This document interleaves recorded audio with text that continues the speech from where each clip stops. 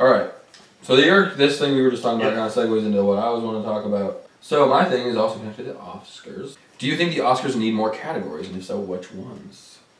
Because I saw a post about this semi recently. My friend, who's like a film buff, right? And he runs his own film editing or like movie reviewing website called Movie Fail. There's a link in the description.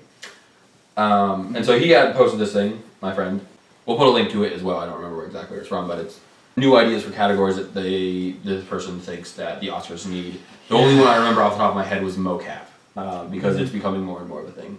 And so, what do you guys think about adding to the list of Academy Award movies? I thought about this a lot, actually, and we've talked about this a lot. It's the exercise of genre. Like, what if there was like a category that was best exercise in genre? Yeah. Because honestly, like, I feel like The Expendables could win an Oscar for exercise in genre. Yeah. They and it wasn't like they just superhero. Maybe they also just need maybe only for the next 5 years. Best superhero movies. Like maybe just for the next 5 years they need that to be an Oscar. Well, because that's the thing is I thought about this more and more. It's like I care a lot. No, but I care. Well, that I feel that way about even animated movies sometimes. Is like I can't animate. Best Picture. I mean, like you can get an animated movie can be nominated for Best Picture. Not recently. I know Beauty and the Beast got it in the 90s, but like that's the reason they came up with a category for Best Animated Picture. Really, that's interesting. I can't. Yeah, I think. Or at least part of the reason. Yeah, I'm trying to remember. Wall-E was Best. Toy Story 3. I don't know. But I remember one year. It was the year that Master and Commander came out. What year was that? What is that? It was Russell Crowe, like in the pirate, like with a naval, like an old timey naval movie. But I'm trying to remember what year it was. But you know what? I think now that I think about it, yeah, that they were separate categories. I don't know if an animated, because that's like the thing I like about the Grammys that I did like about the Grammys, and like I'm just kind of fed up with the Grammys right now for their handling of rap music, especially. But like I just remember Kanye West would always be nominated for Rap Album of the Year and Album of the Year most of the time. And I don't think he's ever won Album of the Year. And I think his first album to not be nominated for Album of the Year as well as Rap Album of the Year was My Beautiful Dark Twisted Fantasy, which was like people lost their minds. They were like, how is this not even nominated for Album of the Year?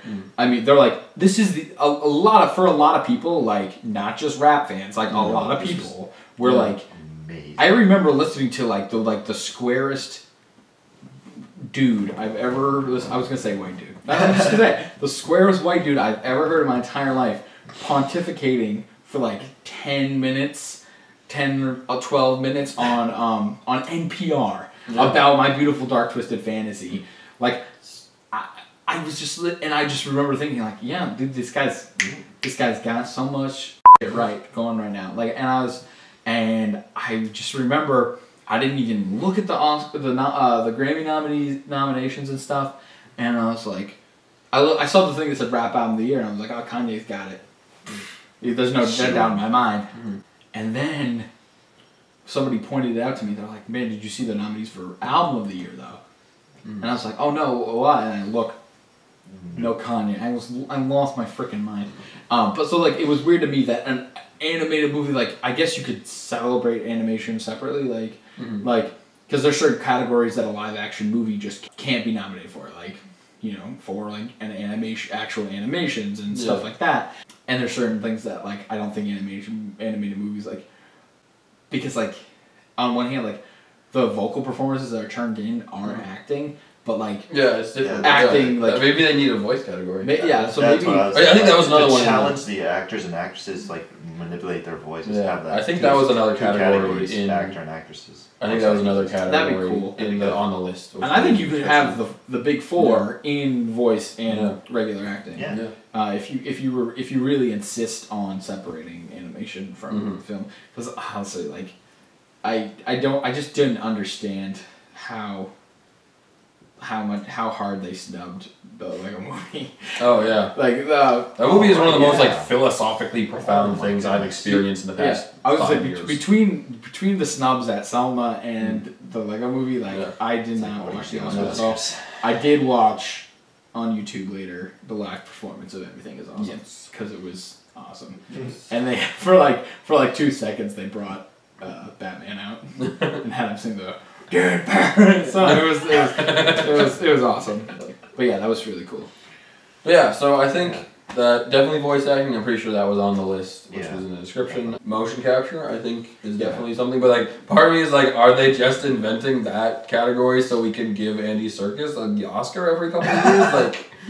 Like I feel like it's always just gonna go to him. Like, who else would it go to? Did his company get one of the technical achievement award things? I think they might have at one point. Because his company is amazing. Yeah, I'm so glad he did make his own company. Probably for Planet Planet Apes, 8, you're done Planet Yeah. Apes or whatever it was. Well, because sometimes they just do it for the technology itself. Like when James Cameron, he invented Avatar. his 3D technology that they used to make Avatar. I think the technology won an award. Yeah. Because I remember, like, I think it was one of the trailers for one of the weird Resident Evil movies that they did. Yeah. That was like using Oscar-winning like technology or whatever like that. Yeah. So maybe they should just have like an award that's given out like every year for like best new technology. Well, yeah. Well, Or then maybe then it's like, Best will technology. there be enough content for there to be a category for it every year? Well, I think that's what I'm saying. They had like a technical achievement award that isn't given out in a specific category. Okay. But like they give it like these are technical achievements. Okay. They recognized this new 3D technology as a technical achievement. But the other thing about it, for me anyway, is the execution and use of those things should be celebrated as well. Where it's like Andy Serkis and the technology Andy Serkis used both deserve Oscars for Planet of the Apes. Or you know what I'm saying? Like I mean, like you know what I mean? Like because it's like the way a lot of people felt about auto-tune. It's like certain people use auto-tune really well, and you make really cool. Like See also 808s and Heartbreak. Yeah. And I think like people like Future and Young Thug are doing like kind of weird things, using it more like distortion than perfection, like which are kind of cool, like a new technique for it. And like it's kind of interesting to see how they use it. I feel like if you have people like so obviously technology can't just be thrown at things; it has to be like used and executed well. So I think having people like maybe awarding the technology, but also awarding the people that can use the technology properly. I get that. Yeah. Any other ideas for categories? Definitely voice acting.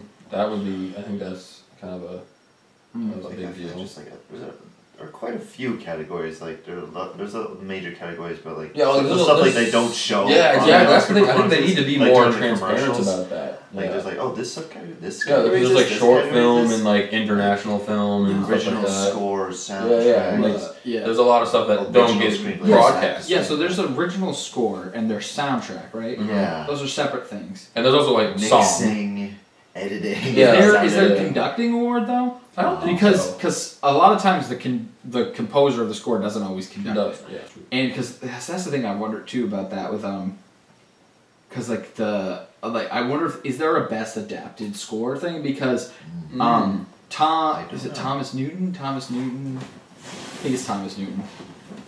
He did the music for Road to Perdition and American Beauty. Yeah. But he also did the music because he's really close with Sam Mendes, who directed both those movies I mentioned earlier.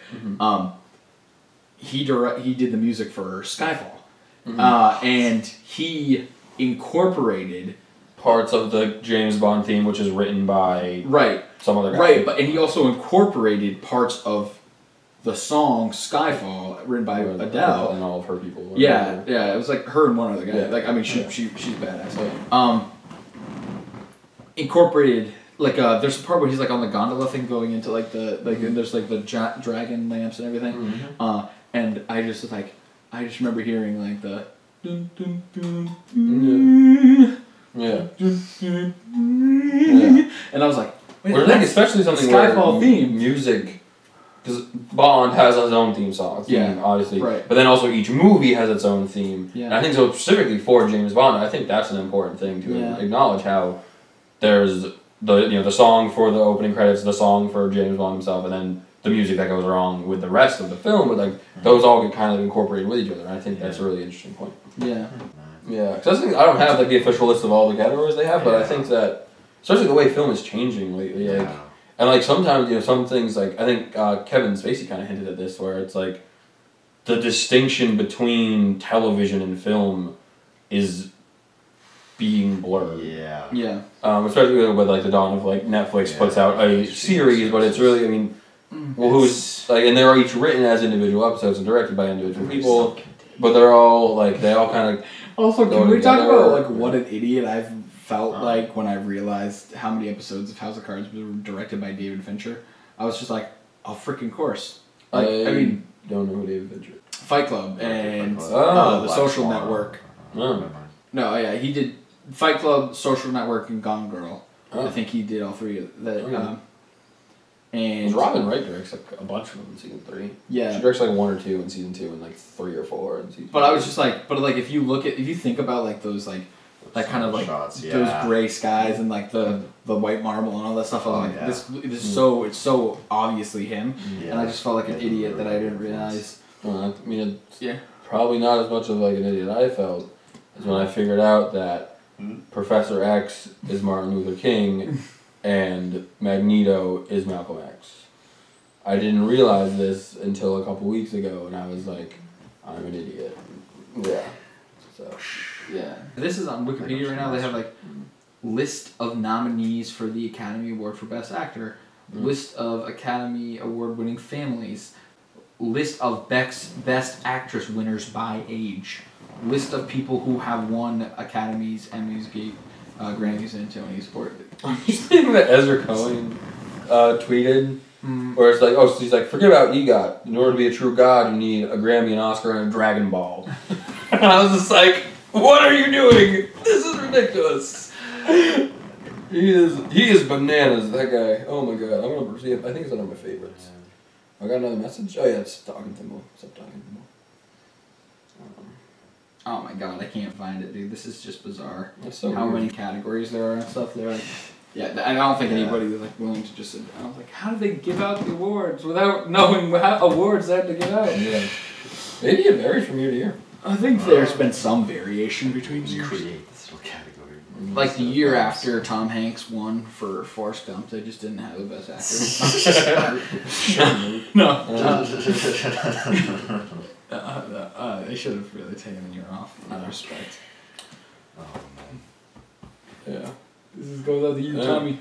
Yeah. So yeah, if you have any ideas for other categories you think that should be awarded at the Academy Awards, put them in this in the comments. What about most fantasy fulfilling superhero that simultaneously revived Aquaman and Khal Drogo at the I think that one of the ones in the description was best casting.